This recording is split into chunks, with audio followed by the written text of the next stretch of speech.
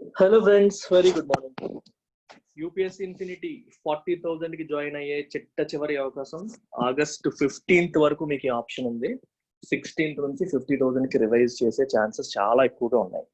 90% నేను రివైజ్ చేసేస్తాను. సో ఎవరెవరైతే ఇంట్రెస్టెడ్ గా ఉన్నారో ట్రయల్ క్లాసెస్ అటెండ్ అవ్వండి. మన ఈ వీడియో కామెంట్ సెక్షన్ లో నేను పిన్ చేసి ఉంచుతాను. ట్రయల్ క్లాసెస్ అటెండ్ అవ్వాలి అనుకున్న వాళ్ళకి వాట్సాప్ గ్రూప్ పిన్ చేసి ఉంచుతాను. You can attend 1 or 2 days trial classes. Check with existing students. Already మన దగ్గర యూపీఎస్సీ ఇన్ఫినిటీలో జాయిన్ అయిన స్టూడెంట్స్ ఫోన్ నెంబర్స్ ఇస్తాను, కావాలంటే మాట్లాడండి. ఫీజు తక్కువ కదా అని చెప్పి క్వాలిటీ లేదు అని జాయిన్ కాకపోతే చాలా దెబ్బతింటారు. క్వాలిటీ మీరు ఎన్ష్యూర్ చేసుకొని అటెండ్ అయ్యి క్లాసెస్ అటెండ్ అయితే మీకు నమ్మకం వస్తుంది ఎంత బాగా చెప్తారు ఇక్కడ అనేది. ఓకేనా? అటెండ్ అయ్యి క్లాసెస్ ఎలా ఉన్నాయో చూసి వెళ్ళండి. గుడ్డిగా ఎవరో చెప్పిన మాటలు వినేసి మాత్రం వెళ్ళొద్దు. And one more thing, and it is extremely beginner friendly programme ఇది. ఎందుకంటే ఎన్సీఆర్టీస్ చదవకపోతే రాలేమా, నేర్చుకోలేమా అనే మూడ్ లో ఉన్న వాళ్ళకి బెస్ట్ ఆఫ్. ఎందుకంటే ఎన్సీఆర్టీస్ చదవకపోయినా మీరు ఇక్కడ జాయిన్ కావచ్చు. నా పర్సనల్ వ్యూ ఏంటంటే, సరైన అండర్స్టాండింగ్ లేకుండా ఎన్సీఆర్టీస్ చదివినా సరే చాలా మంది ఫస్ట్ ఎన్సీఆర్టీస్ లో ఉన్న ఎసెన్స్ అర్థం కాదు. ఎన్సీఆర్టీస్ లో ఉన్న ఎసెన్స్ అర్థం కావాలన్నా కొంత బ్యాక్గ్రౌండ్ ఉండాలనేది నా భావన. అది ఒక టీచర్ చెప్పినప్పుడే బాగా అర్థం అవుతుంది అనేది నా భావన. లిమిటెడ్ టైం కోర్సెస్ తో ప్రాబ్లం ఎక్కడ వస్తుంది? వాళ్ళు 6 months 7 months లేదా 9 months ప్రోగ్రామ్ పెడతారు. అలా పెట్టినప్పుడు ఏమవుతుందంటే, ఆల్రెడీ కొంత చదువుకొని వస్తేనే ఆ 9 months కి ఆ 8 months ప్రోగ్రామ్ కి యూటిలిటీ ఉంటుంది, 1,00,000 పెట్టేస్తారు కదా అనే మోడ్ లో వాళ్ళు చెప్తారు. సో మనం చేసేది ఏంటంటే, it's lifetime validity programme.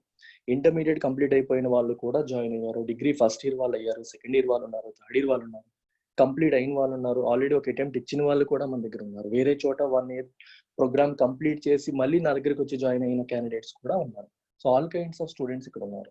So ఇక్కడ లాజిక్ ఏంటంటే, దట్ లేమెన్ అప్రోచ్, మళ్ళీ చెప్తున్నాను రిపీటెడ్ గా, లేమెన్ అప్రోచ్ లో వెళ్తాం. అంటే ఏమి తెలియని వాళ్ళకు కూడా అర్థమయ్యేలాగా డీటెయిల్డ్ గా చెప్పడం జరుగుతుంది. ఒక్కసారి ఇలా విన్న తర్వాత then if you start reading NCRTs and or other standard books recommended by the faculty, you will extract the essence out of the book. Book లో ఉన్న ఎసెన్స్ అప్పుడు బయటకు వస్తుంది.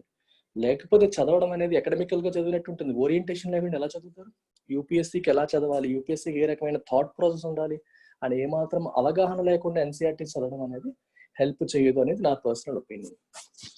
And this beauty of this UPSC infinity, నేను మళ్ళీ repeated గా చెప్తున్నాను, lifetime validity.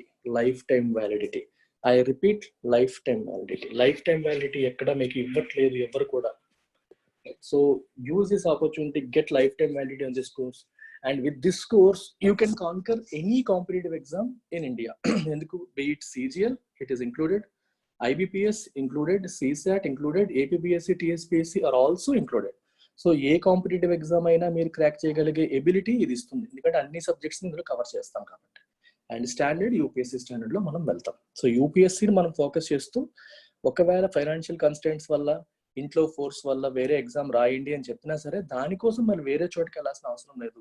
With in this framework it self you can attempt other exams as well. That's the beauty of UPSC infinity. And this will be the new fees, and it could be revised further because మన fees is already among the lowest. So అందుకని 50,000 చేసే అవకాశాలు చాలా ఎక్కువగా ఉన్నాయి. So త్వరపడండి.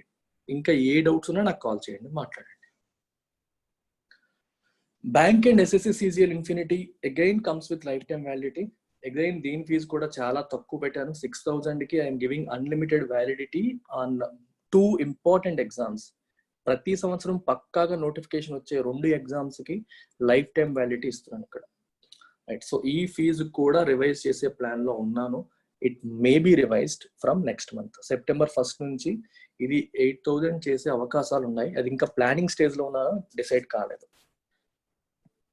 So IBPS PO notification వచ్చింది, IBPS RRB notification already వచ్చింది, SSC CGL నోటిఫికేషన్ అక్టోబర్ లో వస్తుంది, CHSL నోటిఫికేషన్ వస్తుంది.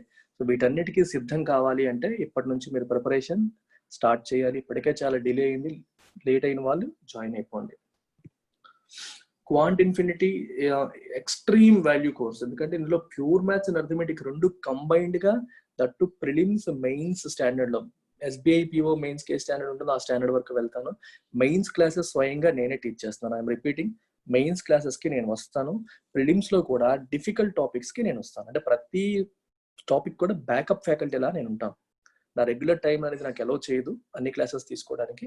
అండ్ వేరే ఫ్యాకల్టీ వస్తారు, వాళ్ళు కూడా అద్భుతంగా చెప్తారు.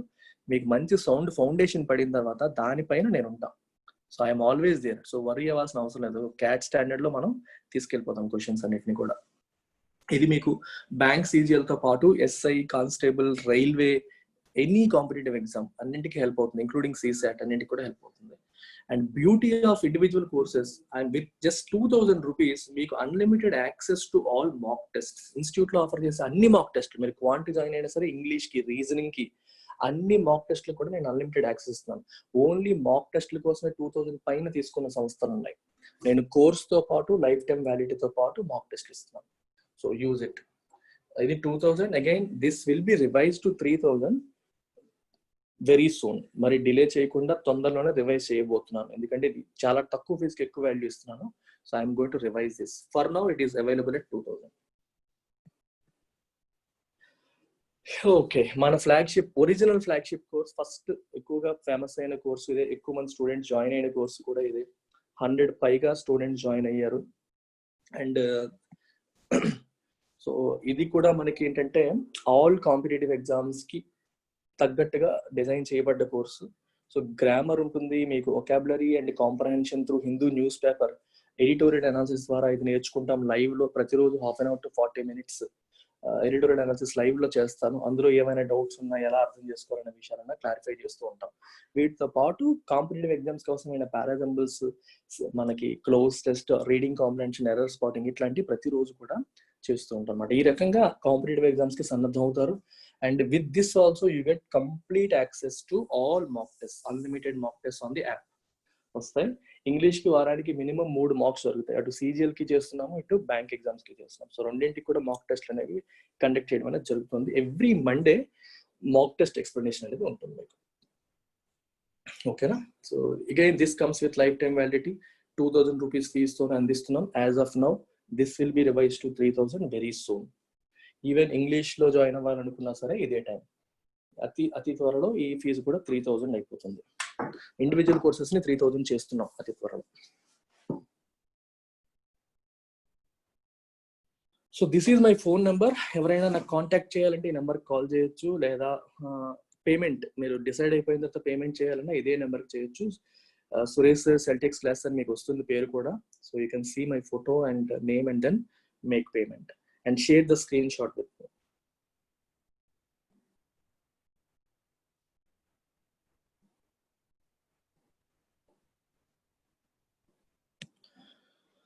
Look at this. సో చాలా రోజుల తర్వాత ఎకానమీకి సంబంధించిన ఎడిటోరియల్ వచ్చింది. So let's understand what's happening now. Alert amid uncertainty. Amid అంటే ఎమిడ్స్ట్, ఎమిడ్స్ట్ అంటే in the middle of. Uncertainty, uncertainty అంటే క్లారిటీ లేకపోవడం, సర్టెనిటీ లేకపోవడం, ఏం జరుగుతుందో క్లియర్ గా తెలియకపోవడం. ఇలాంటి టైంలో అలర్ట్ గా ఉండడం అంటే తెలుసు కదా మనకి, అలర్ట్ గా ఉన్నారు, సో ఏం జరుగుతుందో అలా ఒక కన్నేసి ఉంచడం అనమాట. వాచ్ఫుల్, బీయింగ్ వాచ్ఫుల్ అని అర్థం. The RBI holds interest rates citing concerns about inflation outlook. RBI interest rates ని పెంచలేదు లేదా తగ్గించలేదు, హోల్డ్ చేసింది. ఏ ప్రస్తుతం ఎలా ఉన్నాయో అలాగే హోల్డ్ చేసింది. ఎందుకు?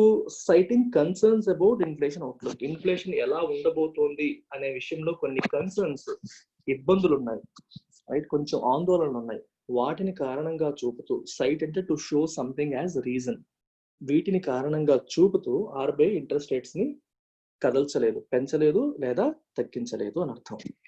అయితే so before we get into the editorial, I would like you to understand the link between interest rates and inflation. ఓకేనా? ఒక్కసారిగా మనం ఇన్ఫ్లేషన్ కి ఇంట్రెస్ట్ రేట్స్ కొన్న లింక్ ని అర్థం చేసుకుంటే ఈ ఎడిటోరియల్ అనేది మనకు చాలా ఈజీగా అర్థం. ఫస్ట్ థింగ్, ఇన్ఫ్లేషన్ అంటే అర్థం ఏంటి? The general rise in the prices of goods and services in an economy over a period of time. అంటే ఒక 1 year పీరియడ్ తీసుకున్నాం, ఒక పర్టికులర్ పీరియడ్ లో ఎకానమీలో గుడ్స్ అండ్ సర్వీసెస్ ధరల్లో వచ్చిన పెరుగుదలని మనం ఇన్ఫ్లేషన్ అంటాం, తెలుగులో ద్రవ్యోల్బణం అంటాం. వడ్డీ రేట్లకి దీనికి ఉన్న సంబంధం ఏంటి? ఒక్కసారి కొంచెం లాజికల్ గా ఆలోచించడానికి ప్రయత్నం చేద్దాం. రిజర్వ్ బ్యాంక్ ఇంట్రెస్ట్ రేట్స్ తగ్గించాలంటే ఏ ఇంట్రెస్ట్ రేట్స్ తగ్గిస్తుంది? రెపో రేట్ కానీ రివర్స్ రెపో రేట్ కానీ తగ్గిస్తుంది. Okay, reserve bank repo rate తగ్గించింది అనుకుందాం. రెపో రేట్ అంటే అర్థం ఏంటి? రెపో రేట్ అంటే బ్యాంకులు వాళ్ళకి అత్యవసరమైనప్పుడు రిజర్వ్ బ్యాంక్ దగ్గర అప్పు తీసుకోవడానికి ఉన్న మార్గం అది. అర్థమవుతుందా? సో రెపో రేట్ తగ్గినప్పుడు బ్యాంక్స్ కి రిజర్వ్ బ్యాంక్ దగ్గర అప్పు తీసుకునేటప్పుడు బ్యాంకు రిజర్వ్ బ్యాంక్ కి చెల్లించే వడ్డీ రేట్ అనేది తగ్గుతుంది. సో జనరల్ గా ఎక్స్పెక్టేషన్ ఏంటి? నేను మీకు తక్కువ వడ్డీకి ఇస్తున్నాను కాబట్టి మీరు మీ కస్టమర్స్ కి కూడా తక్కువ వడ్డీకి ఇవ్వండి అని ఒక ఇండైరెక్ట్ గా హింట్ ఇవ్వడం అనమాట. ఇప్పుడు యాక్చువల్ గా బయట ఇంట్రెస్ట్ రేట్స్ అన్నిటిని కూడా రెపోతో లింక్ చేసేసారు. రెపో లింక్డ్ ఇంట్రెస్ట్ రేట్స్ అంటున్నారు. అంటే బ్యాంక్స్ అన్ని కూడా వాళ్ళ కార్పొరేట్ కస్టమర్స్ కి ఇచ్చే లోన్స్ అన్ని, మెజారిటీ లోన్స్ అన్ని ఫ్లోటింగ్ లోన్స్. అంటే ఇంట్రెస్ట్ రేట్ అనేవి మారుతూ ఉంటాయి. దేన్ని బట్టి మారుతాయి? ఇప్పుడు external bench mark like repo rate. Simplify చేస్తాను, మరి ఎక్కువ చెప్పేస్తున్నాను, మీకు కాంప్లికేట్ లేకుండా సింప్లిఫై చేస్తాను, కాంప్లికేషన్ లేకుండా. సో రిజర్వ్ బ్యాంక్ ఎప్పుడైనా రెపో రేట్ తగ్గిస్తే expectation is that banks also will reduce their interest rates. Loans పైన వాళ్ళు చార్జ్ చేసే ఇంట్రెస్ట్ రేట్స్ తగ్గిస్తాయనేది expectation. Let's assume banks loans పైన చార్జ్ చేసే ఇంట్రెస్ట్ రేట్ తగ్గించాయి అనుకోండి. మన నార్మల్ ఎక్స్పెక్టేషన్ ఏంటి? ఎప్పుడైనా సరే బ్యాంక్స్ లోన్స్ పైన ఇంట్రెస్ట్ రేట్లు తగ్గించినప్పుడు ఆటోమేటిక్గా డిపాజిట్ల మీద కూడా వడ్డీ రేట్లు తగ్గిపోతాయి. ఓవరాల్ గా సిస్టమ్ లో వడ్డీ రేట్లు తగ్గిపోతాయి. సిస్టమ్ లో వడ్డీ రేట్లు తగ్గినప్పుడు ఏం జరుగుతుంది? ఎవరైనా సరే అప్పు తీసుకోవాలనే వ్యక్తి తక్కువ వడ్డీకి వస్తుంది అంటే ఏం చేస్తాడు? అప్పు తీసుకుంటాడు. అంతే కదా, వడ్డీ తక్కువగా ఉన్నప్పుడు తీసుకోకూడదు అనుకునే వ్యక్తి కూడా తీసుకునే మోడ్ లోకి వెళ్తారు, తీసుకుంటారు. సో తీసుకున్నారు అంటే ఆ మనీని ఇంట్లో పెట్టుకోరు కదా. లోన్స్ ఎందుకు తీసుకుంటారు? ఏదో పర్పస్ కోసమే కదా. సో పర్పస్ కోసం తీసుకున్నారంటే అర్థం ఏంటి? They will spend it. అర్థమవుతుందా? స్పెండింగ్ అనేది జరుగుతుంది. అలాగే డిపాజిట్ రేట్లు తక్కువగా ఉన్నప్పుడు ఏం జరుగుతుందో కూడా ఆలోచించండి. People will be discouraged from putting their money in the banks. అంతే కదా, వడ్డీ రేట్లు ఎక్కువగా ఉంటే ఎక్సెస్ క్యాష్ ఉన్నవాడు బ్యాంక్ లో పెట్టాలనుకుంటాడు. వడ్డీ రేట్లు ఎక్కువగా లేకపోతే ఎక్సెస్ క్యాష్ ఉన్న వాళ్ళు వాళ్ళ దగ్గరే పెట్టుకుంటారు. ఈ రెండు సందర్భాల్లోనూ, మొదటి సందర్భం మరియు రెండో సందర్భంలో, money is now with people. అంటే బ్యాంక్ సిస్టమ్ లో కాకుండా ప్రజల చేతుల్లోకి మనీ వస్తుంది. ఒకటి లోన్ రూపంలో, ఇంకొకటి డిపాజిట్ లో పెట్టకపోవడం వల్ల. ఇలా చేతుల్లో క్యాష్ వచ్చినప్పుడు people have a tendency to spend. వాళ్ళు ఖర్చు పెడతారు.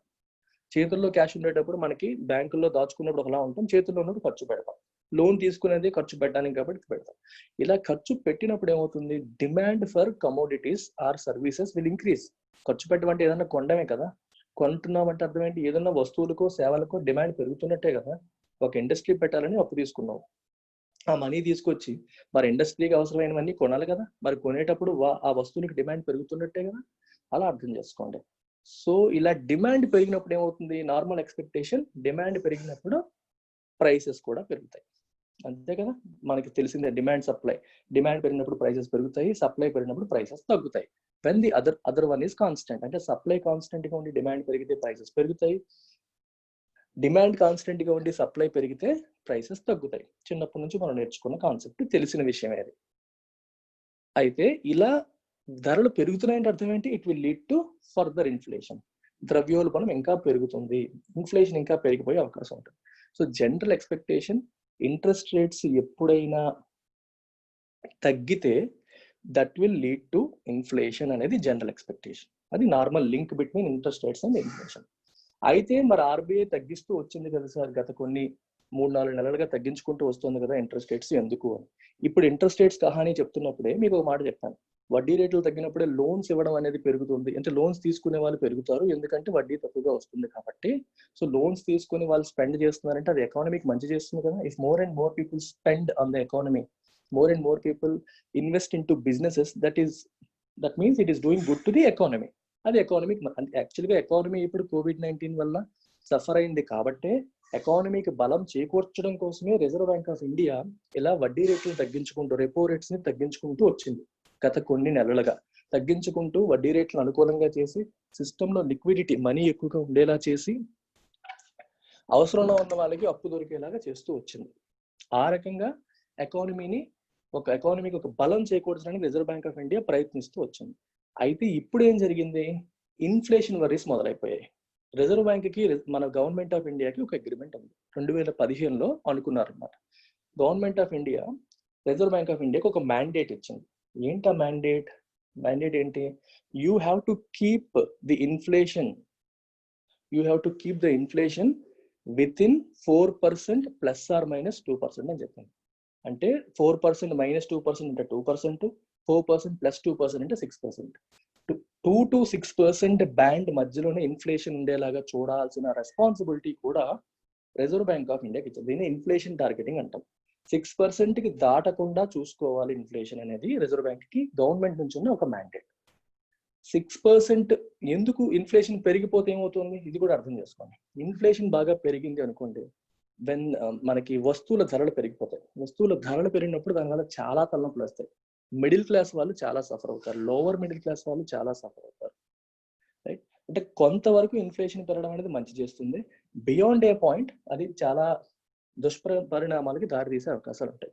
దాన్ని ఇంకోసారి డీటెయిల్గా మాట్లాడుకుందాం. నా ఇన్ఫ్లేషన్ క్లాస్ ఉంటుంది మీకు, ఇంపాక్ట్ ఆఫ్ ఇన్ఫ్లేషన్ అని చెప్పి economy class, watch it. Economy sample, UPSC economy sample videos లో వాచ్ చేయండి. ఇన్ఫ్లేషన్ సంబంధించిన చాలా వీడియోస్ చేశాను, క్లాసెస్ చెప్పాను, and I kept them as free sample videos. అది చూడండి, will get full clarity. But for now the mandate is to keep the inflation below 6%. 6% లోపు ఉంచాలి అనేది ఒక మ్యాండేట్. ఇప్పుడు లాస్ట్ టైం వచ్చిన డేటాలో 6% దాటేసింది. అందుకని రిజర్వ్ బ్యాంక్ ఆఫ్ ఇండియా ఏంటి, ఇప్పుడు మళ్ళీ ఇంట్రెస్ట్ రేట్లు తగ్గితే ఎకానమీకి మంచి చేయొచ్చు, కానీ that might push inflation further up, ఇంకా పైకి తీసుకెళ్లే అవకాశం ఉంటుంది. అప్పుడు ఈ మ్యాండేట్ ని మనం తప్పిపోతాము అనేది సమస్య. ఇప్పుడు ఈ రెండింటి మధ్యలో ఆర్బీఐ ఇరుక్కుంది. సో ఈ కాంటెక్స్ట్ లో let's understand the editorial. The RBI has prudently decided to keep its powder dry for now, citing the extreme uncertainty that characterizes the current outlook for inflation and economic activity. Very important sentence. And ఒక idiom కూడా వాడారు ఇక్కడ. The RBI has prudently అంటే భవిష్యత్తుని దృష్టిలో పెట్టుకుని జాగ్రత్తగా ఆలోచిస్తూ ఒక నిర్ణయం తీసుకుంది. హ్యాస్ డిసైడెడ్, నిర్ణయం తీసుకుంది. ఏంటది? To keep its powder dry for now. అంటే అర్థం ఏంటంటే, ఇండస్ట్రీ ఎక్స్పెక్టేషన్ ఏంటి? వడ్డీ రేట్లు ఇంకా తగ్గిస్తే మాకు బాగుంటుంది, we can borrow at lower cost from banks అని ఇండస్ట్రీ ఎక్స్పెక్టేషన్ ఉంటుంది. అంటే ఒక యాక్షన్ తీసుకుంటుంది అని ఎక్స్పెక్ట్ చేస్తున్నాము, కానీ రిజర్వ్ బ్యాంక్ ఏం చేసింది? It has decided to wait. It has not taken action, but it has indicated that it is ready to take action whenever required. ఎప్పుడు అవసరమైనప్పుడు మేము తీసుకుంటాం, మేము రెడీగానే ఉన్నాం, కానీ ఇప్పుడు తీసుకోవట్లేదు. అంటే to wait before taking an action and be ready to take it as and when it is necessary. That is the meaning of keep its powder dry. If you keep your powder dry అంటే అర్థం ఏంటంటే నువ్వు రెడీగా ఉన్నావు. ఎప్పుడు యుద్ధం వస్తే అప్పుడు, గన్ పౌడర్ అంటారు చూడండి, అంటే సో ఎప్పుడు యుద్ధం వస్తే అప్పుడు మేము రెడీగా ఉన్నాం, కానీ ఇప్పుడు ఇమీడియట్ గా వాడట్లేదు. అంటే ఇమీడియట్ గా ఈ ఇంట్రెస్ట్ రేట్స్ తగ్గించలేదు, కానీ అవసరం వస్తే ఇమీడియట్ గా రెడీగా ఉన్నాము, తగ్గించేస్తాము అనే మోడ్ ని రిజర్వ్ బ్యాంక్ ఆఫ్ ఇండియా చూపించింది. సైటింగ్ అంటే to show something yes a reason. ఎందుకు ఆగింది ఈ టైంకి? Extreme uncertainty. ప్రస్తుతం ఇన్ఫ్లేషన్ మరియు ఎకనామిక్ యాక్టివిటీకి సంబంధించిన అవుట్లుక్ అంటే అర్థం ఏంటి? పాసిబుల్ లైక్లీ సిచ్యువేషన్, ఫ్యూచర్ లో ఎలా ఉండబోతుంది సిచ్యువేషన్ అనే దానికి మనం అవుట్లుక్ అనే పదం వాడతాం. అవి ఎలా ఉండబోతున్నాయి అనే విషయంలో ఎక్స్ట్రీమ్ అన్సర్టెనిటీ ఉంది, క్లారిటీ రావట్లా, ఎలా ఉంటుందనేది ఎవరికి తెలియట్లేదు. ఇది పెద్ద సమస్య అయిపోయింది. సో అందువల్ల దాని కారణంగా చూపుతూ ప్రస్తుతానికి ఇంట్రెస్ట్ రేట్స్ అనేది తగ్గించకుండా ఆపింది.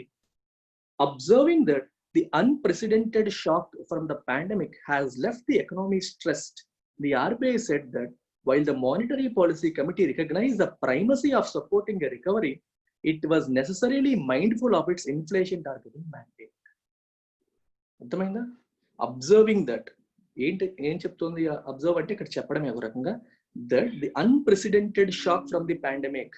అన్ప్రెసిడెంటెడ్ అంటే కనీ విని ఎరుగని, ఎప్పుడు మనం చూడని. హిథెర్టో అన్సీన్. హిథెర్టో అంటే అంటిల్ నౌ, అన్సీన్ అంటే మనం చూడనిది. మనం ఇప్పటి వరకు ఈ చూడని ఈ షాక్ ఏదైతే ఉందో ఫ్రమ్ ద పాండమిక్ ద్వారా వచ్చిన ఈ shock has left the economy stressed. ఎకానమీని స్ట్రెస్ కి గురి చేసింది, ఎకానమీని కంప్లీట్ గా స్ట్రెస్ కి గురి చేసింది. The RBI said that while the monetary policy committee recognize the primacy of supporting a recovery. Economic రికవరీని సపోర్ట్ చేయాల్సిన బాధ్యత ఆర్బీఐకి ఉంది. ఓకే, ప్రైమసీ అంటే the fact that it is the most important activity right now. Okay, ఇప్పుడు economic రికవరీని support చేయడం అనేది చాలా ఇంపార్టెంట్, అదే మోస్ట్ ఇంపార్టెంట్ అనే విషయాన్ని ఆర్బీఐ ఒప్పుకుంది, రికగ్నైజ్ చేసింది, గుర్తించినప్పటికీ it was necessarily mindful of its inflation targeting mandate. Inflation కూడా 6% దాటకుండా ఉంచాలి అనే మ్యాండేట్ ఏదైతే ఉందో, ఒక బాధ్యత ఏదైతే ఉందో, మన గవర్నమెంట్ నుంచి ఆర్బీఐ తీసుకున్న ఈ మ్యాండేట్ కి రకరకాల మీనింగ్స్ ఉంటాయి. మ్యాండేట్ అంటే తీర్పు, ఎలక్షన్ మ్యాండేట్ అంటాం, ప్రజా తీర్పు అంటాం, పీపుల్స్ మ్యాండేట్ తీర్పు అంటాం. ఇక్కడ మ్యాండేట్ అంటే ప్రభుత్వం వాళ్ళకి ఇచ్చిన బాధ్యత, రైట్? అలా మనం తీసుకోవచ్చు. సో ఇన్ఫ్లేషన్ ని టార్గెట్ చేయాలనే రెస్పాన్సిబిలిటీ కూడా ఉంది, ఆ బాధ్యత ఉంది, అది కూడా మైండ్ లో పెట్టుకుంది కాబట్టి ఆగింది, right?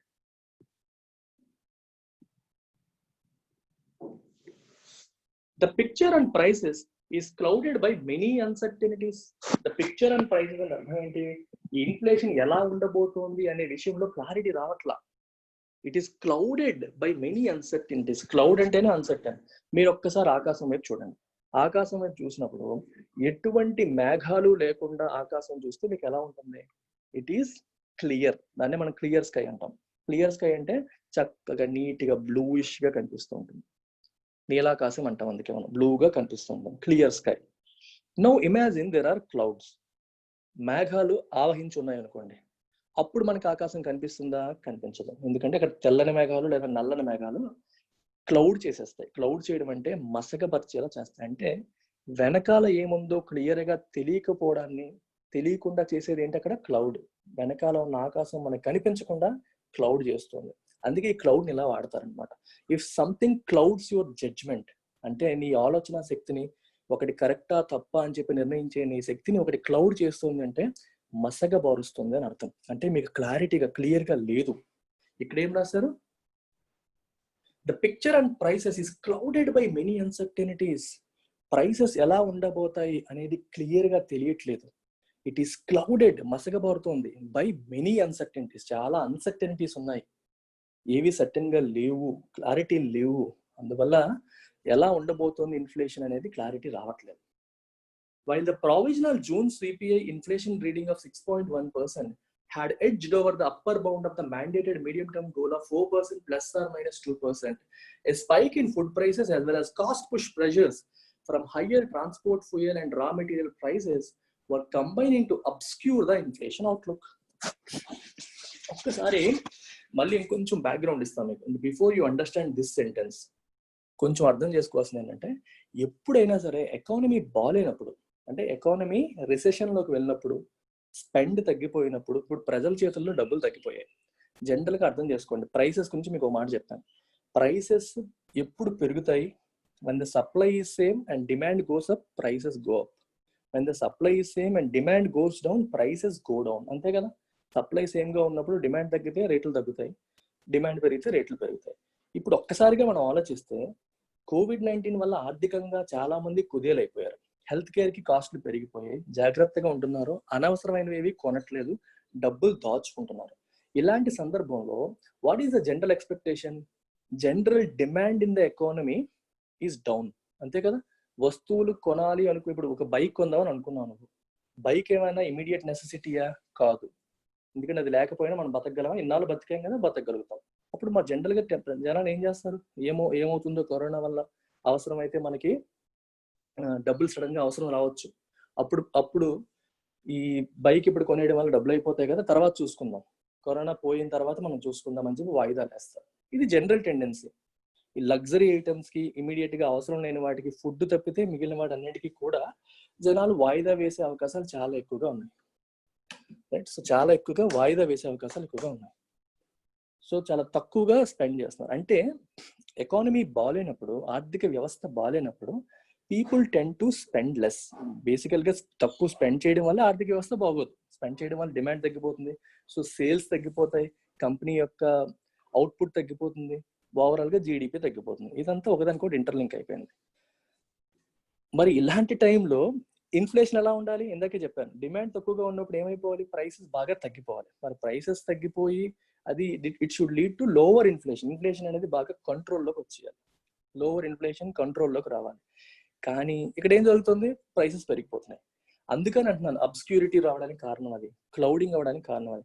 Normal expectation is for the rates to go down. అంటే ప్రైసెస్ అనేవి తగ్గుతాయి, ఎందుకంటే డిమాండ్ ఓవరాల్ గా తగ్గిపోతుంది కాబట్టి ప్రైసెస్ తగ్గుతాయని నార్మల్ ఎక్స్పెక్టేషన్. ఎలాగూ ప్రైసెస్ కంట్రోల్లోనే ఉంటాయి కాబట్టి రిజర్వ్ బ్యాంక్ ఆఫ్ ఇండియా కూడా ధైర్యం చేసి ఇంట్రెస్ట్ రేట్స్ తగ్గిస్తుంది. ఇంట్రెస్ట్ రేట్స్ తగ్గించినప్పుడు జనరల్ ఎక్స్పెక్టేషన్ ఏంటి? ప్రైసెస్ పెరగాలి, రేట్లు పెరగాలి. చెప్పాను మీకు లింక్ ఏంటనేది, ఇంట్రెస్ట్ రేట్స్ కి ప్రైసెస్ కి లింక్ చెప్పాను.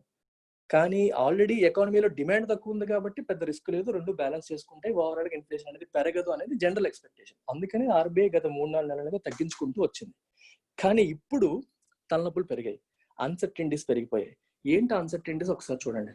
The provisional June CPI inflation, consumer price inflation అంటాం. సిపిఐ అంటే మీకు డబ్ల్యూపిఐ సిపిఐ రెండు ఉంటాయి. Wholesale price inflation index, sorry CPI అంటే consumer price index and wholesale price index inflation. అయితే ఈ సిపిఐ ఏం చేస్తుందంటే మన జనరల్ గా ఒక వ్యక్తి నెలవారీ ఖర్చులన్నిటిని తీసుకుంటుంది, ఒక బాస్కెట్ లాగా తీసుకుంటారు అనమాట. ఏమేమి తింటారు, ఏమేమి ఖర్చు పెడతారు, వాటన్నిటిని తీసుకొని జూన్ 2019లో ఎలా ఉండింది, జూన్ 2020లో ఎలా ఉండింది అని చూసుకుని ఇన్ఫ్లేషన్ అనేది చేస్తారు. అప్పట్లో జూన్ 2019 అనేది 100 అనుకుంటే ఇప్పుడు 105 వచ్చింది అనుకోండి, 5% ఇన్ఫ్లేషన్ అంటాం. మీకు సింపుల్ ఎగ్జాంపుల్ లో చెప్పాను. ఇలా అయ్యింది అనుకోండి, reading of 6.1% had edged over the upper bound of the mandated medium term goal of 4% plus or minus 6%. చెప్పాను ఆల్రెడీ. 4% plus or minus 6%, 2% ఉండాలనేది మ్యాండేట్, ప్లస్ 2% అంటే 6%, 6% కూడా దాటిపోయింది, 6.1 కదా వచ్చింది. A spike in food prices as well as cost push pressures from higher transport fuel and raw material prices were combining to obscure the inflation outlook. Inflation కి రెండు రకాల కారణాలు. ఇందాక మనం డిమాండ్ పరంగా చెప్పాం. డిమాండ్ పెరిగినప్పుడు ఇన్ఫ్లేషన్ పెరుగుతుంది, ఎందుకంటే డిమాండ్ పెరిగినప్పుడు రేట్లు పెరుగుతాయి కాబట్టి ఇన్ఫ్లేషన్ పెరుగుతుంది. ఇంకొక కారణం ఏంటి, కాస్ట్ పుష్. ఎందుకంటే demand pull inflation and cost push inflation అని చెప్పి మనం డివైడ్ చేయొచ్చు. కాస్ట్ పుష్ అంటే అర్థం ఏంటి, రేట్లు పెరగాలంటే డిమాండ్ పెరగడం ఒకటేనా కారణం, దాన్ని ప్రొడ్యూస్ చేయడానికి దాన్ని మార్కెట్ తీసుకురావడానికి అయ్యే కాస్ట్ పెరగడం వల్ల కూడా పెరుగుతుంది ఇన్ఫ్లేషన్. అది cost push pressures. Transport fuel యొక్క రేట్ పెంచేస్తారు ఈ మధ్యన, అంటే మనకి పెట్రోల్ డీజిల్ రేట్లు పెంచుకుంటూ వెళ్ళిపోవడం అనేది జరిగింది.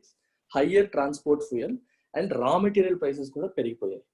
Raw material prices, transport cost పెరగడం వల్ల కూడా రేట్లు పెరుగుతాయి. అర్థమవుతుంది. డిమాండ్ అనేది తక్కువ ఉన్నప్పటికీ వీటి వల్ల రేట్లు పెరిగిపోయి it is pushing the prices up, అందువల్ల ఇన్ఫ్లేషన్ అనేది ఎక్కువ వస్తుంది. అందుకని ఈ ఫ్యాక్టర్స్ అన్ని కూడా అవి అబ్స్క్యూర్ చేస్తున్నాయి. అబ్స్క్యూర్ చేయడం అంటే to make it not clear, unclear. దేన్ని, ఇన్ఫ్లేషన్ అవుట్లుక్. రేపు పొద్దున్న ఇన్ఫ్లేషన్ ఎలా ఉండబోతోంది అనే విషయంలో క్లారిటీ రావట్లేదు. ఓవరాల్ గా ఎకానమీలో చూస్తే డిమాండ్ తక్కువ ఉంది, డిమాండ్ తక్కువ ఉంది, ఇన్ఫ్లేషన్ తక్కువ ఉండాలని ఎక్స్పెక్ట్ చేస్తాం. కానీ కాస్ట్ పుష్ ప్రెజర్స్ వస్తున్నాయి, ట్రాన్స్పోర్ట్ కాస్ట్ పెరిగింది, రా మెటీరియల్ ప్రొడక్షన్ కాస్ట్ పెరిగిపోతుంది, మనకి ప్రొడక్షన్ కాస్ట్ పెరుగుతుంది, రా మెటీరియల్ కాస్ట్ పెరుగుతున్నాయి, ఫుడ్ ప్రైసెస్ పెరుగుతున్నాయి. సో ఈ కారణాలన్నీ కూడా కలిపోయి ఒక క్లారిటీ రావట్లేదు కాబట్టి ఆగిపోయింది, అబ్స్క్యూర్ అవుతుంది. లైక్లీ సిచ్యువేషన్ ఎలా ఉంటుంది అనేది తెలియట్లేదు.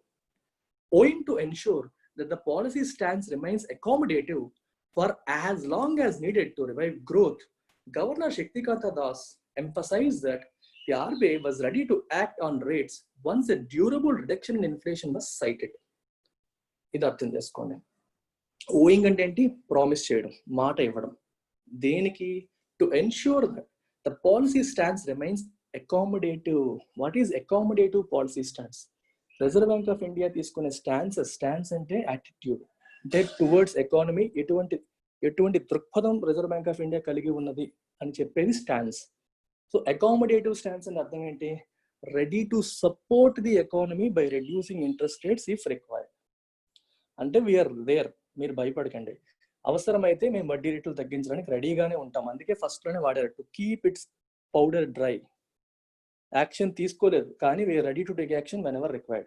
ఆ సెన్స్ లో రెడీగానే ఉన్నాము అని చెప్పడం. అకామిడేటివ్ స్టాన్స్ అంటే ఎకానమీకి సపోర్ట్ చేసేలాగా. ఎకానమీకి సపోర్ట్ చేసేది ఏంటి, వడ్డీ రేట్లు తగ్గించడం. సో అవసరమైనప్పుడు తగ్గిస్తాము, రెడీగానే ఉంటాము అని చెప్పారు. For as long as needed, ఎన్నాళ్ళు అవసరమైతే అన్నాళ్ళు. టు రివైవ్ గ్రోత్ ని రివైవ్ చేయడానికి. రివైవ్ అంటే to bring back to life. మళ్ళీ ఎర్లియర్ ఇంతకుముందు ఎలా ఉండేదో ఆ రకంగా గ్రోత్, ఎకనామిక్ గ్రోత్ వచ్చే వరకు వీఆర్ రెడీ టు సపోర్ట్ అని రిజర్వ్ బ్యాంక్ ఆఫ్ ఇండియా చెప్తోంది. చెప్తూ గవర్నర్ శక్తికాంత దాస్ ఎంఫసైజ్డ్, ఒక విషయాన్ని నొక్కి చెప్పారు. ఎంఫసైజ్ అంటే స్ట్రాంగ్ గా, అసర్ట్ అని అర్థం, నొక్కి చెప్పారు.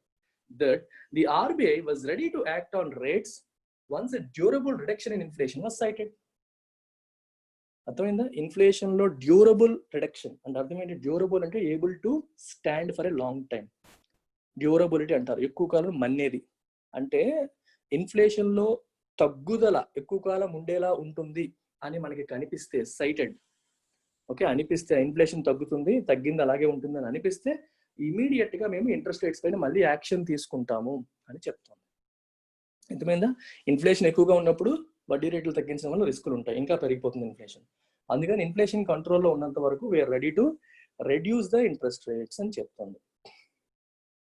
ఫర్ నౌ ఇప్పటికీ however the projections remain less than encouraging. However ఇప్పుడు కూడా కాంట్రాస్ట్. ఇక్కడ ఏం చెప్తున్నారు? ఇంట్రెస్ట్ రేట్లు తగ్గితే మేము వడ్డీ ఇన్ఫ్లేషన్ కంట్రోల్లో ఉంటే తగ్గించేస్తామని చెప్తున్నారు. కానీ ప్రొజెక్షన్స్ ఎలా ఉన్నాయి? రిమైన్ లెస్ దాన్ ఎంకరేజింగ్ గా లేవు. అంటే ఇన్ఫ్లేషన్ కంట్రోల్ అయ్యేలా కనిపించట్లేదు, వడ్డీ రేట్లు తగ్గించే అవకాశాలు కూడా కనిపించట్లేదు అని చెప్పి అంటున్నారు. The latest round of house holds expectations of price gains in an RBI survey shows that consumers expect inflation to remain elevated in the near term.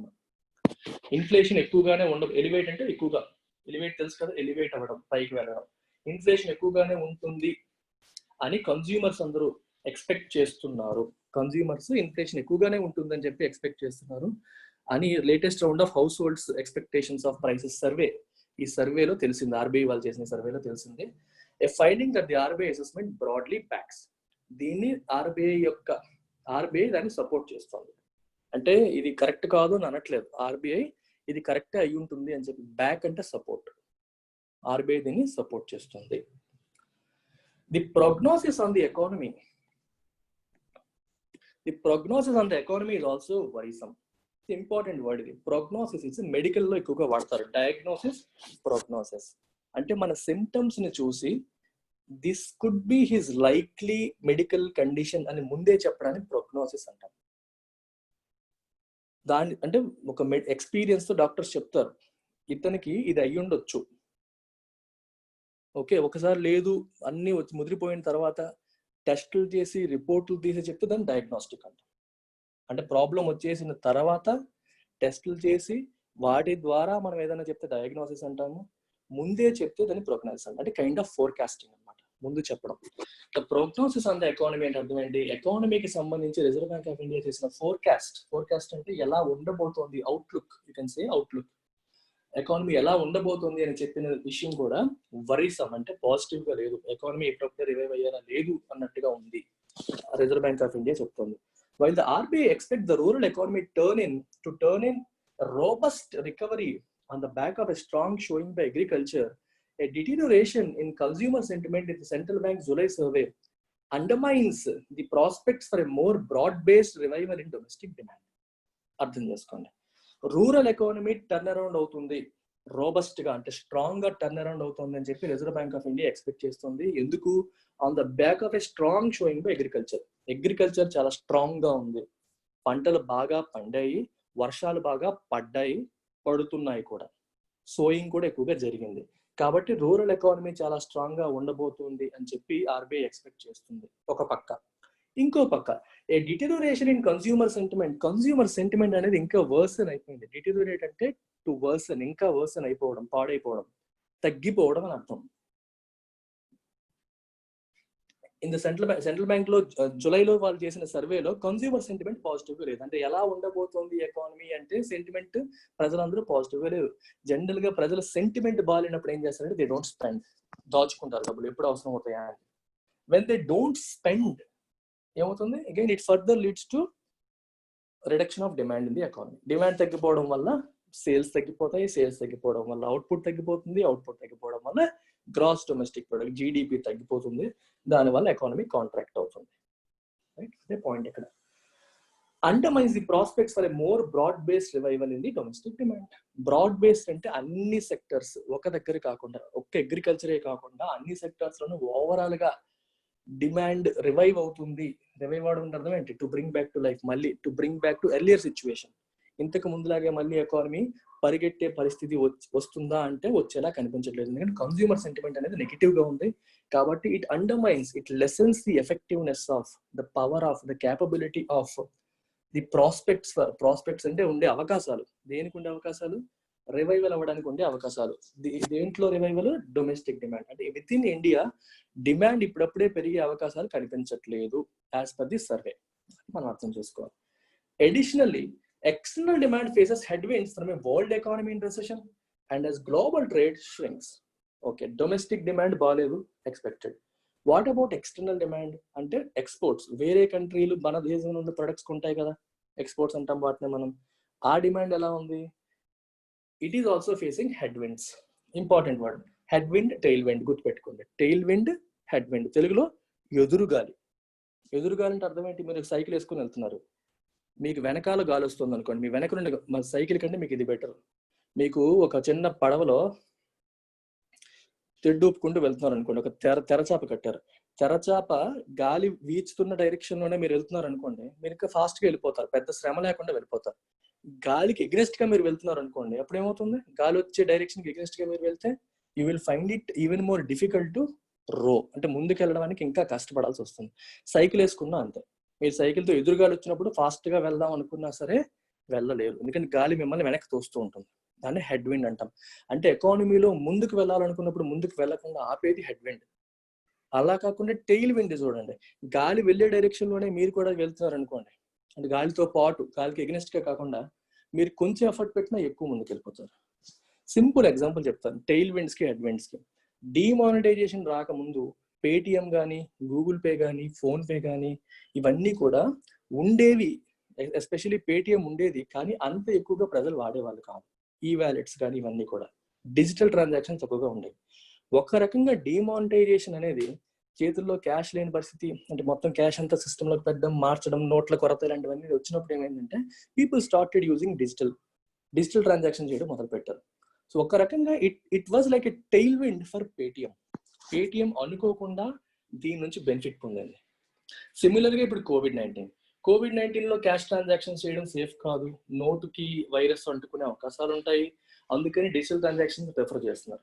మళ్ళీ ఇప్పుడు same phone pay, Google pay, మనకి Paytm, వీటి transactions ఒక్కసారిగా ఒక రకంగా COVID-19 అనేది మళ్ళీ ఒక టెయిల్ విండ్ లాగా, అంటే నువ్వు మామూలుగా వెళ్ళే దారిలో నార్మల్గా వెళ్తున్నావు, it is like a push from behind, నేను కొంచెం ముందుకు దోచేస్తాను.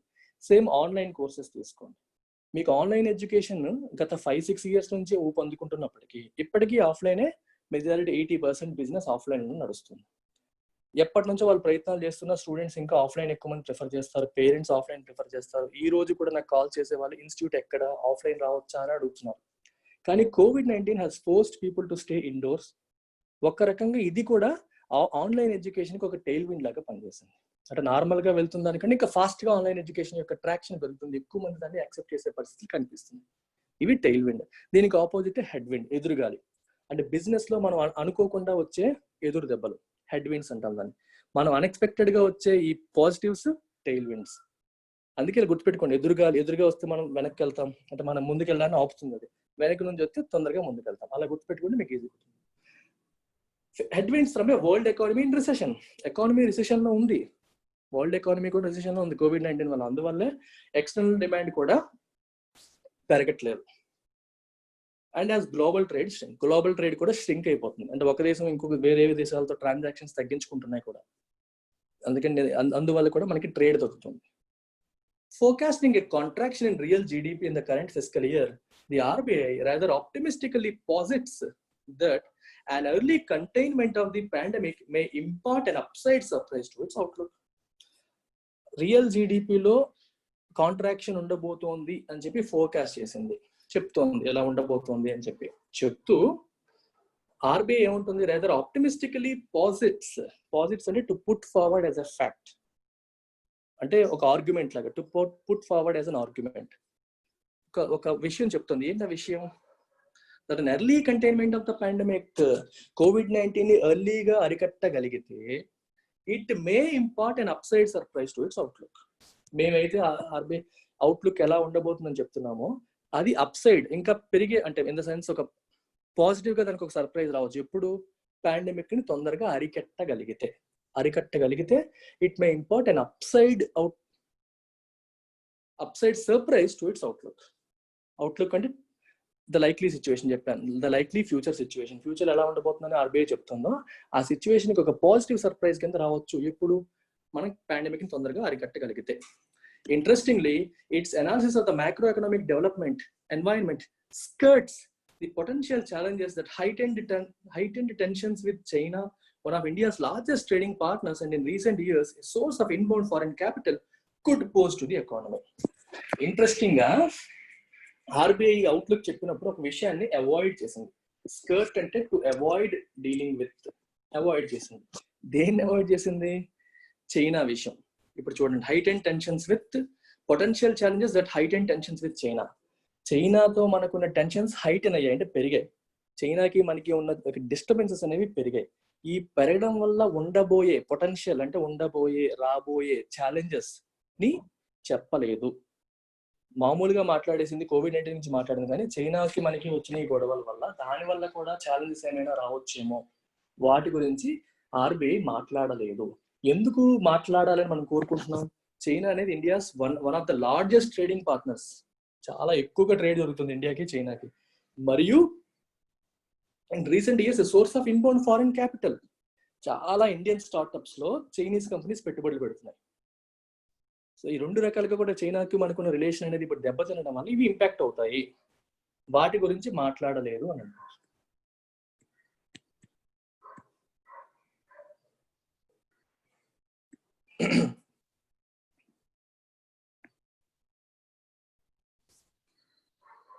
The central bank has therefore opted to focus its energies on trying to untangle the kinks hindering the flow of credit amid more than adequate liquidity, wary lenders, and severely stressed borrowers.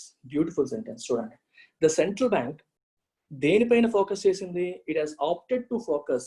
దేని మీద energies focus చేసింది? On trying to untangle the kinks in credit flow, hindering the credit flow. Beautiful sentence, చాలా జాగ్రత్తగా అర్థం చేసుకోండి. గత 3-4 నెలలుగా reserve bank of India interest rates తగ్గిస్తూ వస్తుంది, ప్లస్ సిఆర్ఆర్ ఎస్ఎల్ఆర్ తగ్గిస్తూ వస్తుంది. వీటన్నిటి యొక్క పర్పస్ ఏంటి? క్రెడిట్ ఫ్లో పెరగాలి. క్రెడిట్ అంటే అర్థం ఏంటి? అప్పులు. బ్యాంకులు ఇండస్ట్రీస్ కి అప్పులు ఇవ్వడం అనేది పెరగాలి అనేది రిజర్వ్ బ్యాంక్ ఆఫ్ ఇండియా ఉద్దేశం. ఎందుకు అప్పులు ఇవ్వడం పెరగాలి? అప్పులు ఇవ్వడం పెరిగినప్పుడే కదా మనకి డబ్బులు అవసరం. ఇచ్చేవాళ్ళు లేరు, బ్యాంకులు ఇస్తున్నాయి అనుకోండి, ఆ మనీ తీసుకుంటే మన బిజినెస్ ని గ్రో చేయడానికి ప్రయత్నం చేస్తాం. అర్థమవుతుందా? సో అలాంటి అవకాశాలు ఇప్పుడు మనకి, అప్పుడు ఎవరన్నా అప్పిస్తే మనం బాగుపడే వాళ్ళం, అప్పిచ్చే వాళ్ళు లేకపోతే బిజినెస్ మూసుకోవాల్సి వస్తుంది. అట్లాంటి సిచ్యువేషన్స్ రాకుండా క్రెడిట్ ఫ్లో పెరగాలి, అప్పులు ఇచ్చే పెరగాలి, వడ్డీ రేట్లు తక్కువగా ఉండాలి, ఫేవరబుల్ గా ఉండాలి అని చెప్పి ఆర్బీఐ గత 3-4 నెలలుగా వడ్డీ రేట్లు తగ్గిస్తూ వస్తుంది. బ్యాంకుల దగ్గర చేతిలో క్యాష్ ఎక్కువగా ఉండేలా చేస్తుంది. అయితే అనుకున్నట్టుగా అవి బారోవర్స్ కి వెళ్ళట్లేదు. మీరు ఇక్కడ ఒకటి అర్థం చేసుకోవాలి. ఒక వర్డ్ వచ్చింది ఇక్కడ, కింక్ అనే పదం వచ్చింది. కింక్ ని అర్థం చేసుకోవడం కోసం చెప్తాను. ఇప్పుడు రోడ్డు స్ట్రైట్ గా ఉందనుకోండి, ఏదన్నా మనం బండి మీద వెళ్ళేటప్పుడు ఫాస్ట్ గా వెళ్ళిపోతాం. అలా కాకుండా వంకీలు ఉందనుకోండి, వంకరగా ఉందనుకోండి, మనం ఫాస్ట్ గా వెళ్ళగలమా? స్లోగా వెళ్ళాలి. ప్రతి వంకీ దగ్గర కూడా స్లో అయ్యి ట్విస్ట్ టర్న్ స్లోగా వెళ్ళాల్సి వస్తుంది. స్ట్రైట్ గా ఉన్న రోడ్లో ఫాస్ట్ గా వెళ్ళగలిగే మనం వంకలుగా ఉన్న టర్న్స్ ఉన్న ట్విస్ట్లు ఎక్కువగా ఉన్న రోడ్డు మీద స్లోగా వెళ్తాం. ఇప్పుడు పరిస్థితి ఏంటి? కింక్ అంటే ఇలాంటి ట్విస్ట్లు అనమాట. అంటే something that stops the flow, something a twist or bend in a road. అర్థమవుతుందా? ఇప్పుడు ఇక్కడ ఏం రాశారు? అన్టాంగిల్ ద కింగ్స్ అన్నారు. ట్యాంగిల్ అంటే అర్థం ఏంటి? చిక్కుముడి పడిపోవడం. అన్టాంగిల్ అంటే చిక్కుముడి విప్పడం. అర్థమవుతుందా? ఎలా అర్థం చేసుకోవాలి దీన్ని? ఇఫ్ సంథింగ్ ఈస్ ట్యాంగిల్డ్, ఇరుక్కుపోవడం, చిక్కుకుపోవడం. అన్టాంగిల్ అంటే చిక్కుముళ్ళు విప్పడం. అంటే ఇక్కడ మీరు అర్థం చేసుకోవాల్సింది, క్రెడిట్ ఫ్లో అనేది మన ఆబ్జెక్టివ్. లోన్స్ అనేవి బారోవర్స్ కి అందాలి, క్రెడిట్ అనేది ఎవరికి అందాలో వాళ్ళకి అందాలి అనేది ఆబ్జెక్టివ్. ఈ ప్రాసెస్ లో కొన్ని చిక్కుముళ్ళు ఉన్నాయి, కొన్ని కింక్స్ ఉన్నాయి, ఫ్లో కరెక్ట్ గా అవ్వకుండా కొన్ని ట్విస్ట్లు ఉన్నాయి, టర్న్స్ ఉన్నాయి. వాటిని సరి చెయ్యాలి. ఇక్కడ హిండరింగ్ అంటే అర్థం ఏంటి? అబ్స్ట్రక్టింగ్. హిండరింగ్ అంటే obstructing the flow of credit. Credit flow అవ్వకుండా హిండర్ చేస్తున్న ఈ ట్విస్ట్లు, ఈ ట్యాంగిల్స్, వీటన్నిటిని అన్టాంగిల్ చేయడం మీద ఫోకస్ చేసింది. ఓకే. ఎమిడ్ అంటే ఇన్ ద మిడిల్ ఆఫ్. ఎవరెవరున్నారు ఇప్పుడు? మోర్ దాన్ అడిక్వేట్ లిక్విడిటీ కావాల్సినంత ఉంది. అంటే క్యాష్ ఉంది బ్యాంకుల దగ్గర, ప్రాబ్లం అది కాదు. Banks are flush with cash. Wary lender అంటే అప్పిచ్చేవాడు బ్యాంకరే. వేరీ అంటే అర్థం ఏంటి? భయపడుతున్నాడు. ఇస్తే ఏమైపోతుందా, తిరిగి ఇస్తారా ఇవ్వరా, ఇప్పటికి ఇచ్చినవే చాలా ఎన్పిఎస్ ఉన్నాయి. అర్థమవుతుందా? సో భయపడుతున్నారు వీళ్ళు. దే ఆర్ వెరీ ఏమవుతుందా అనే భయంతో ఉన్న లెండర్స్. అందుకని తొందరగా ఇవ్వడానికి ఇష్టపెట్టుకోవట్లేదు. అండ్ సివియర్లీ స్ట్రెస్డ్ బారోవర్స్ ఏమో ఆల్రెడీ స్ట్రెస్ అయిపోయారు. ఎందుకంటే బిజినెస్ నుంచి మనీ రావట్లేదు, ఆల్రెడీ తీసుకున్న వాళ్ళు లోన్స్ కట్టలేక ఇబ్బంది పడుతున్నారు. ఇలాంటి పరిస్థితుల్లో ఈ క్రెడిట్ ఫ్లోకు ఉన్న ఇబ్బందులు అన్టాంగిల్ చేయడం కోసం ప్రయత్నం చేస్తుంది. దాని మీద ఎనర్జీని ఫోకస్ చేసింది. The restructuring, resolution and enhanced gold loan proposals mooted by the RBI acknowledge the sheer scale of the pandemic's devastation on the finances of the firms and households.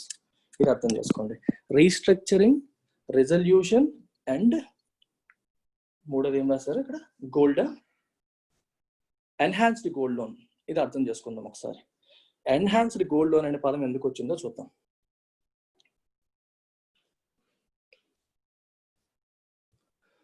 మామూలుగా రిజర్వ్ బ్యాంకుల్లో మనం గోల్డ్ పెట్టినప్పుడు వాళ్ళు 75% వరకే ఇస్తారు maximum.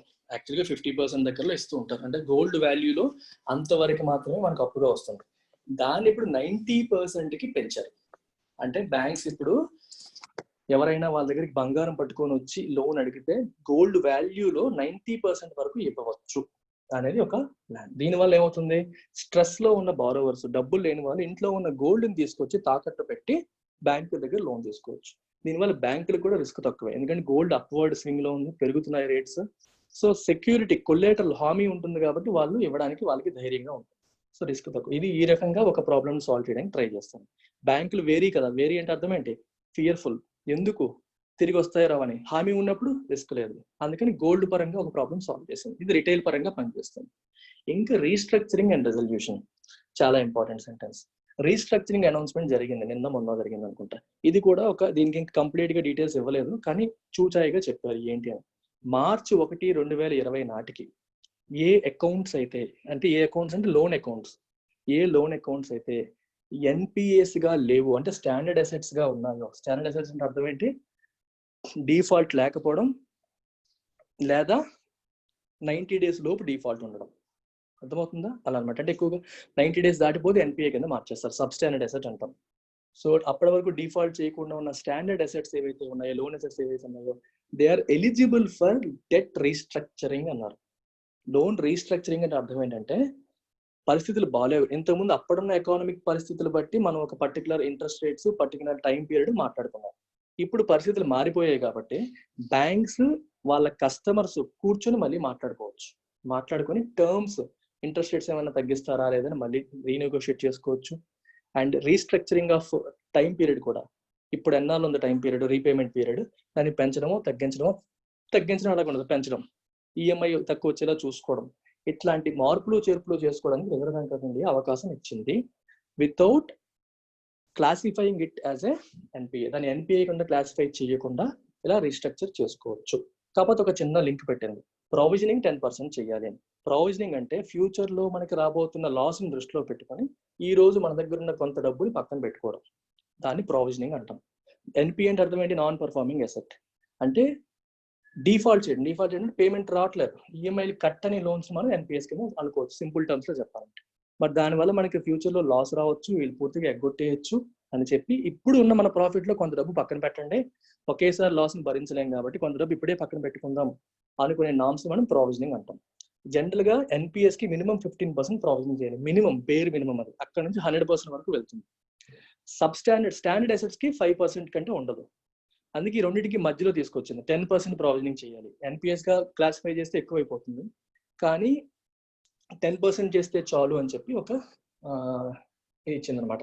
So ఇది plus gold loan enhancement, ఇవన్నీ mooted అంటే ప్రపోజ్డ్, సజెస్ట్ చేసింది RBI. Acknowledge the sheer scale of pandemic's devastation on the finances of homes and households. RBI ఇవన్నీ తీసుకొచ్చినంటే మనం అర్థం చేసుకోవచ్చు ఎంతగా డివాస్టేషన్ జరిగింది, డిస్ట్రక్షన్ జరిగింది on what, house holds and firms. Company మరియు హౌస్ హోల్డ్స్ యొక్క ఫినాన్సెస్, ఆర్థిక పరిస్థితుల మీద ఎంతగా అది ఇంపాక్ట్ చేసిందని మనకు అర్థం చేసుకోవచ్చు. ద ఆనర్స్ నౌ, ఆనర్స్ అంటే బాధ్యత, responsibility, is on governor Das Shaktikanta Das పైన ఆనర్స్ ఉంది. To ensure that the stability of the financial sector is safeguarded even as loan terms are reset to protect otherwise viable businesses. అర్థమవుతుందా? So ఈ financial sector యొక్క స్టెబిలిటీని కాపాడాల్సిన బాధ్యత కూడా రిజర్వ్ బ్యాంక్ ఆఫ్ ఇండియా పైన ఉంది. ఓకే, బిజినెసెస్ ని కాపాడడానికి, వైబుల్ అంటే ప్రాక్టికల్, ఫీజిబుల్, నడుస్తాయి, అదర్వైజ్ ఫీజిబుల్ బిజినెసెస్. COVID-19 లేకపోతే సక్సెస్ఫుల్ గా నడిచే బిజినెస్ లేవి, కానీ COVID-19 వల్ల ఇంపాక్ట్ అయ్యి లాస్ లోకి వెళ్ళిపోతున్నాయి. వాటిని ప్రొటెక్ట్ చేయడం కోసం లోన్ టర్మ్స్ ని రీసెట్ చేస్తున్నారు, మళ్ళీ మార్చుతున్నారు, మళ్ళీ ఫ్రెష్ గా నెగోషియేట్ చేసుకుంటున్నారు. అయితే ఇది ఇంపార్టెంటే, కానీ ఫినాన్షియల్ సెక్టర్ని కూడా సేఫ్ గార్డ్ చేయాలి. అంటే మనకు బ్యాంకింగ్ వ్యవస్థను కూడా బిజినెస్ని కాపాడడం కోసం బ్యాంకింగ్ నీరుగార్చేలా చేయకూడదు, వాళ్ళని కూడా సేఫ్ గార్డ్ చేయాల్సిన బాధ్యత కూడా, ప్రొటెక్ట్ చేయాల్సిన బాధ్యత కూడా రిజర్వ్ బ్యాంకే ఉంటుంది అని చెప్పి అంటున్నాను. Any harm to financial stability risk undermining the economy as a whole. ఆర్థికంగా ఈ స్టెబిలిటీ లేకుండా అయిపోయింది అనుకోండి, బ్యాంకులు ఫెయిల్ అయ్యాయి అనుకోండి, ఇంకా ఎన్పిఎస్ పెరిగిపోయి బిజినెసెస్ కాపాడాలని చెప్పి బ్యాంకింగ్ సిస్టమ్ ఫెయిల్ అయిపోతే ఎకానమీకి అది ఇంకా ఎక్కువగా దెబ్బతీస్తుంది. ఇట్ అండర్మైన్ అంటే అర్థం ఏంటి? To lesson the capability of, to lesson the effectiveness of, to lesson the power of economy as a whole. This is the editorial. చాలా ఎక్కువ టైం తీసుకున్నట్టుగా ఉన్నాను, కొంచెం కాన్సెప్చువల్ కాబట్టి I took some time. So చూసిన తర్వాత మీకు అర్థమైందా లేదా అనేది కామెంట్స్ రూపంలో చెప్పండి. I tried my best. Thank you very much. నచ్చితే వీడియో నచ్చితే లైక్ చేయండి, share with your friends and subscribe to our channel. Thank you very much.